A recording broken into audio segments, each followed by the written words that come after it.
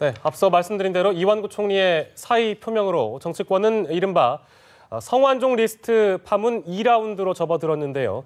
야당의 다음 타깃은 전 현직 청와대 비서실장으로 향하는 분위기입니다. 한편 이완구 총리가 사의를 표명하기까지 여당 지도부의 물밑 움직임이 급박하게 돌아간 것으로 파악되고 있습니다. 관련 내용을 허성우 국가디자인연구소 이사장과 함께 짚어보겠습니다. 어서 오십시오. 안녕하세요. 자, 일주일만 좀 기다려보자.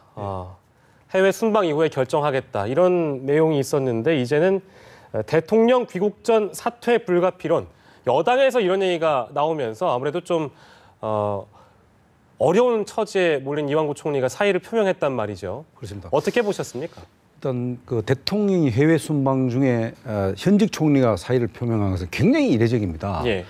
그럼에도 불구하고 여당에서는 그 일주일만 기다려보자 예. 하는 얘기가 처음에 나왔을 적에 뭔가를 대통령과 박근혜 대통령과 김무성 대표가 대통령 해외 순방 전에 직전에 만났지 않습니까? 예. 그때 이미 벌써 상당한 그 어떤 진전이 오가지 않겠나. 그러니까 그것을 그 회동의 기준을 해서 그 이후에 김무성 대표가 일주일만 기다려보자 한 것은 예. 이미 해외 순방 중이라도 이완구 총리를 사퇴시켜야 된다는 그런 어떤 의견 조율이 있었지 않았나. 대통령과의 어떤 그렇죠.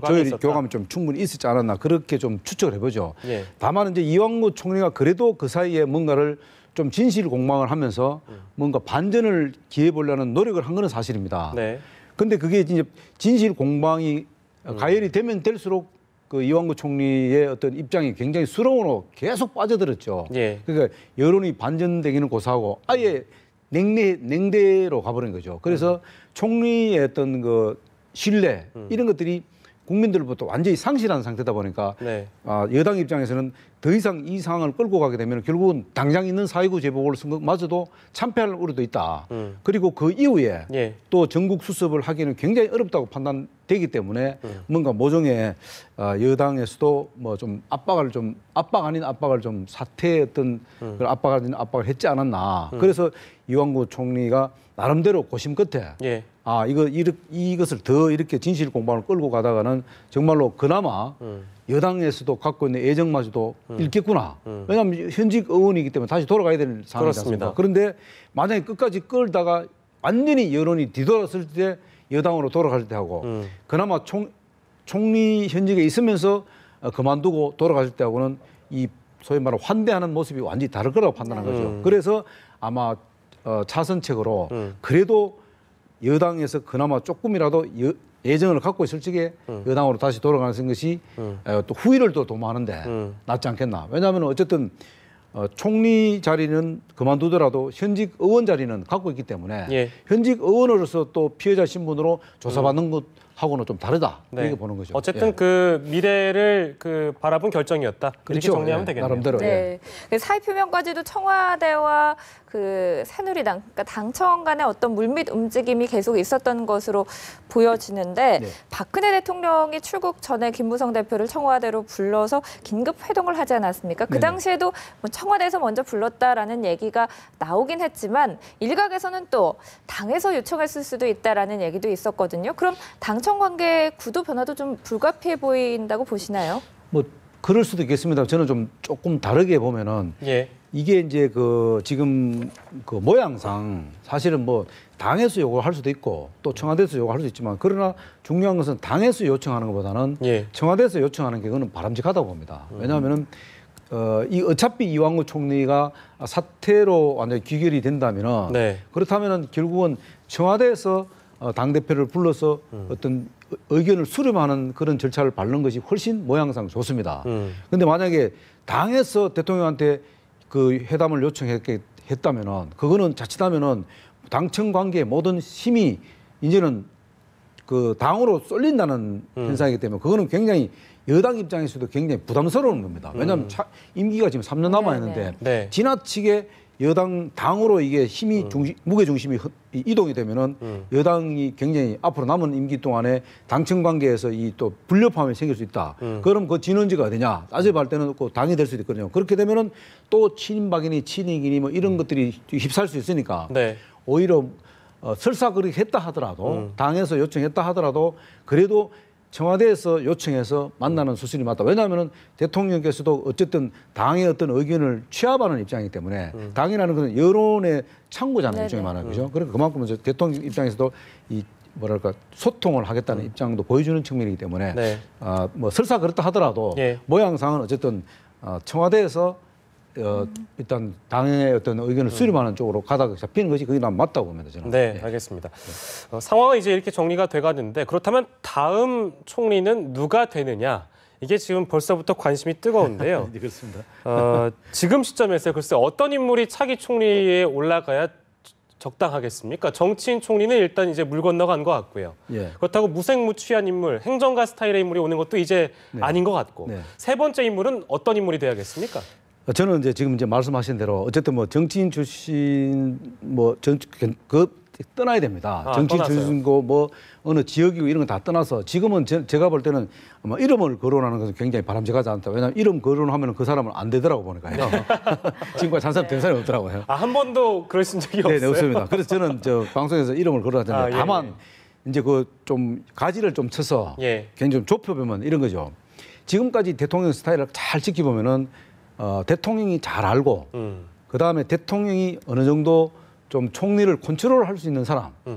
그래서 쉽게 말하면 약간 좀 유명무실하고 예. 또 존재감이 없는 사람을 사실 그 총리로 임명해 왔었거든요. 네네. 예. 그러다가 어쨌든 실패를 6번 했습니다. 예. 근데 지금은 뭐냐면은 그 대통령이 그 아는 사람 외에 저는 이제 그거는 이미 다 한계에 왔다고 봅니다. 네. 더 이상 제가 대통령이 알고 있는 어떤 그 수첩이나 여기는 이제 포함이 없다고 봅니다. 그러면 어떤 사람이냐? 그동안 대통령한테 상당히 대통령하고 가까웠지만은 대통령한테 상당히 바른 소리 하면서 또 대통령이 좀 약간 싫어하는 네. 그런 명단 중에 사람에서 찾아야 된다. 싫어하는 사람이어야 된다. 네네. 왜 아니 대통령이 예. 조금 그동안 이제 좀 바른 소리 하다 보니까 대통령이 싫어할 수 있잖아요. 그런 네. 부분에 대해서는 왜냐하면 자꾸 튀면서 예. 바른 소리 하면은 그런 것들이 굉장히 좀 불협화음을 일으키기 때문에 예. 대통령은 그런 분을 그동안 피해왔단 말입니다. 예. 그러나 이제는 정말로 대통령한테 바른 소리 할 수 있는 사람 그런 사람을 찾아야 된다. 왜냐하면 그 수첩 중에 이제 예를 들어 일진, 이진 있지 않습니까? 예. 일진은 말 잘 듣는 사람, 예. 이진은 좀 약간 비토놓는 그룹. 이다 보니까 그 이중 그룹에서 찾아야 된다. 그러면은 거기에는 충분히 저는 사람이 있다고 봅니다. 왜냐하면 첫째 이제 거기는 통합형 리더십을 갖고 있는 아마 그 후보도 충분히 있고, 네. 그 다음에 지역적으로 상당히 그 안배를 할 수 있는 사람도 있고, 네. 또 하나는 그 중에서도 상당히 그 경제를 잘 알면서도 네. 사실 박근혜 정부의 핵심 지금 중점 사업인 경제 살리기 아닙니까? 예. 경제를 가장 잘 살리고 복지 문제까지도 포함해서 아우를 수 있는 그런 인물이 분명히 있습니다. 그런데 지금까지는 그런 사람을 쓰기는 굉장히 좀 대통령께서 부담스러웠다. 이제 임기 남은 3년 동안 제대로 하기 위해서는 예. 정말 그런 사람도 박근혜 대통령도 싫은 소리 해왔던 사람 중에서도 예. 하나 사람을 제대로 뽑는다면은 네. 이번에는 큰 무리 없이 아마 통과되지 않겠나 저는 그래 봅니다. 저는 이사장님 말씀 듣는데 왜 자꾸 이한구 의원이 자꾸 떠오르는지 모르겠는데요. 저는 뭐 언급하게 왜냐하면 네. 제가 언급하면 안 되더라고요. 알겠습니다. 자, 어쨌든 현직 총리가 낙마를 하면서 곱게 보는 사람들은 없을 것 같아요. 네네. 역대 우리 정부에서 박근혜 정부에서만 벌써 몇 명이 낙마했는지 네. 참 많이 뭐 총리 후보자 이제 현직 총리까지 포함하면 굉장히 많은 인물들이 낙마를 했는데 왜 이런 총리 순환사, 이 잔혹사가 반복되는 겁니까? 뭘 더 고쳐야겠습니까? 아니, 저는 뭐 잔혹사라기보다는요. 예. 기본적으로 뭐 그렇다고 해서 이게 무슨 뭐 징크스 있는 것도 아니고 다만 저는 이제 이 부분은 결국은 이제 대통령께서 선택할 부분이다. 예. 왜냐하면은 어쨌든 총리 후보자를 만들어내는 거는 마지막은 대통령께서 하셨거든요. 예. 그렇기 때문에 이제는 그 인사 스타일을 조금 바꿔야 된다는 거죠. 왜냐하면 한 번도 아니고 6번을 시행착오를 겪었지 않습니까? 예. 그렇다면은 국민들도 사실은 그래도 지금까지는 그래도 박근혜 대통령이 고민 끝에 하셨겠지 이렇게까지 이해했는데 예. 이완구 총리 모습을 보면서 많은 국민들이 정말로 꼭 그 대통령 수첩 안에서만 꼭 총리를 뽑아야 되냐 예. 이런 얘기를 나오거든요. 그렇다면은 이제는 그렇다고 해서 우리나라가 지금 인사 시스템이 안 된 게 아닙니다. 잘 돼 있습니다. 예. 근데 그런 것들을 확인하지 않았기 때문에 그렇다. 또 이완구 총리도 제가 알기로는 아 내가 국회의원이고 검증 과정도 충분히 거칠 수 있고 예. 본인의 입에 굉장히 의존했다는 거죠.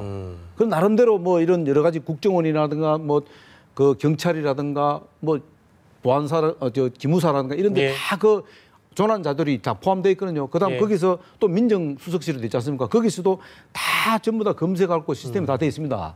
그런 것들을 좀 더 이번에는 좀 시스템을 좀 더 가동해서 기존에 있는 시스템을 좀 잘 활용하자는 거죠. 그러면서도 대통령이 마지막으로 후보 중에 한 사람 고르는 것도 마지막에는 결국은 조금 대통령한테 싫은 소리 하더라도 대통령이 네. 조금 마음에 안 들더라도 그래도 마지막 정말로 총리일지도 모르지 않습니까? 이번 총리가. 예. 그래서 정말로 국민들이 좀 마음을 좀 이렇게 위로해 줄 수 있는 그런 총리. 아, 네. 저 사람 정도면은 정말로 이제 박근혜 대통령도 이제는 다음 임기 3년은 좀 편하게 가겠구나. 이게 좀 안심하면서 할 수 있고 또 하나는 뭐냐면은 제가 지금 사실 이 공직 사회가 굉장히 얼어붙어 있습니다. 예. 뭐 계속 뭐 부정부패 교사고 부척견 하다 보니까 결국 그 타켓에는 뭐냐면은 공무원들이 포함되지 않습니까? 그러다 보니까 공무원 사회가 우리 사회가 굉장히 위축되어 있습니다. 우리 공무원들이 굉장히 위축되면은 안 돌아갑니다. 이 국정이 안 돌아갑니다. 그래서 네. 좀 그런 것들도 좀 총리가 감안해서 새로운 총리가 좀 공무원들이 사기를 높이고 공무원들이 뭔가를 좀 일할 수 있는 분위기를 만들어주는 네. 그런 아마 그 총리가 나와야 된다 이래 보는 거죠. 예. 알겠습니다. 네. 이완구 총리가 2달여 전에 이제 총리 후보자로 지명이 됐을 때만 하더라도 충청 대망론에 대한 얘기가 상당히 많이 나왔고 그렇습니다. 예. 잠재적인 대권 잠룡 중에 하나가 아니냐 이런 얘기까지 나왔었거든요. 예. 아무래도 이완구 총리가 이렇게 낙마를 하면서 충청권, 충청 대망론에도 어떤 좀 치명상, 상처를 입힌 것 같습니다. 아니 근데 세간에서는요 그런 농담도 있습니다. 충청이 대망, 크게 망한 거 아니냐 이번에 이런 얘기도 있거든요. 어떻게 보십니까? 뭐 엄격히 따지면 크게 망한 거죠. 아 그렇습니까? 근데 이제 어쨌든 중요한 거는 충청 대망론은 당분간은 수면 아래로 들어갈 수밖에 없다. 왜냐하면은 성완종 회장이 충청도 분이고 또 성완종 회장이 만들었던 충청포럼 안에 예. 사실 뭐 이완구 총리는 포함 안 됐지만은 또 반기문 총장이라든가 그렇습니다. 이런 분들이 다수의 네. 사람들이 포함되어 있다 보니까 예. 어쨌든 충청도 분이 사실 그 아까운 인재 두 사람을 네. 사실 낙마시키는 건 마찬가지거든요. 예, 예. 그렇기 때문에 예를 들어서 뭐 지역적으로 얘기할 수는 없습니다만 어쨌든 네. 이번 사태의 사태 중심에 성완종 뭐 고인이 됐습니다만 전 회장이 충청도 분이 있다 보니까 또 마침 그분에 의해서 그 아주 치명타를 받은 사람이 두 분이 또 충청도 분입니다. 예. 그러다 보니까 충청도 입장에서는 정말 할 말이 없는 거예요, 이게. 그러다 보니까 앞으로는 당분간은 좀 그 김종필 총리의 견줄 만한 인사가 나오기 전까지는 예. 굉장히 어렵다. 그리고 이번 그 사태를 보면서 느낀 게 역시 충청도에는 김종필 전 총리를 능가할 수 있는 그 벽을 넘을 수 있는 인물이 나오기가 참 어렵겠구나. 앞으로 당분간은. 예. 그러다 보면은 결국은 충청 대망론은 일단 당분간은 수면 아래로 좀 들어갈 수밖에 없다. 네, 치명상을 네. 입었다. 이렇게 네. 저희가 정리하겠습니다. 박근혜 대통령이 정치 개혁을 거듭 강조를 했는데요. 그렇기 때문에 이제 검찰의 그 수사 속도가 좀 탄력을 붙는 것 같습니다. 그렇습니다. 고강도 사정 드라이브 앞으로 계속 이런 방향으로 가다 보면 지금의 이 난국을 타개하기 위해서 검찰 수사 이 사정 드라이브를 계속해서 가속화하게 할 거 아니냐라는 분석이 있는데요. 어떻게 보십니까? 이게 지금 좀 우려되는 게 네. 지금 야당도 그렇고 여당도 그렇지만 이 이제 수사가 또 용두사미가 되지 않겠나. 예. 네. 또 이거 피라미드 몇 사람 또 집어넣고 이도 뭐 깃털만 털고 예. 몸통은 그냥 놔둘 수 있는 상황이 올 수도 모른다. 그런 네. 우려가 지금 하고 있거든요. 근데 지금 이제 중요한 것은 자꾸 이제 그 뭐 이런 기업인들 자꾸 몇 사람 집어넣고 예. 이거를 무마하고 이럴 상황은 아니다. 어차피 성완종 리스트가 나오고 성완종 파문이 나왔는 상태라면은 사실은 어떻게 보면은 예. 정치 개혁을 할 수 있고 정풍 운동을 할 수 있는 좋은 계기도 될 수 있거든요. 예. 그렇기 때문에 이것을 뭐 단순하게 뭐 몇 사람 그 이런 비리에 연루돼 갖고 뭐 대선 자금이라든가 또 뭐 비리 예. 관련된 이렇게만 갈 게 아니고 근본적으로 대통령께서도 일단 성역 없는 수사를 하라 했기 때문에 네. 어떻게 보면은 우리 그 정치권의 정치 개혁을 할 수 있는 하나의 계기가 될 수 있거든요. 예. 그런데 이런 부분들을 검찰이 고민을 안 할 수가 없죠. 더더욱이 어쨌든 이완구 총리가 현직 검찰 현직 총리로서 피의자로 소환을 안 하는 것만 해도 굉장히 검찰 입장에서는 좀 부담을 줄여드렸잖아요. 그렇기 때문에 검찰은 이제는 앞뒤 볼 거 없다 이거죠. 앞뒤 볼 거 없이 정말로 대통령이 이야기하신 대로 정말로 정치권에 사실 어떻게 보면 정풍운동에 번가는 그런 수사를 할 필요 없다. 그렇다고 해서 과거 정부, 현재 정부 가릴 필요는 없는 거죠. 그렇기 때문에 전방위 로비도 했지만은 전방위 수사도 해야 된다. 그러니까 성완종 회장이 전방위 로비를 하듯이 검찰도 이제는 전방위 수사를 할 필요가 있다. 여당, 야당 가릴 필요 없다. 없이. 예, 이렇게 보는 거죠.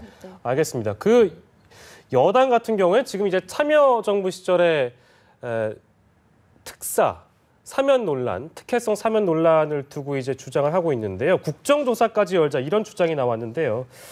여당의 주장 또 야당이 반론하고 있는 게 그때 그거 인수위 시절에 MB 정부 인수위 시절에 그 부탁해서 들어준 거다 이렇게 해명하고 있거든요. 어떻게 보십니까? 예, 지금 이제 특검 얘기 나오고 지금 뭐 국정조사 얘기 나오는 것은 사실 어떻게 보면은 야당이 요구해야 할 상황인데 여당이 지금 먼저 지금 카드를 꺼내지 않습니까?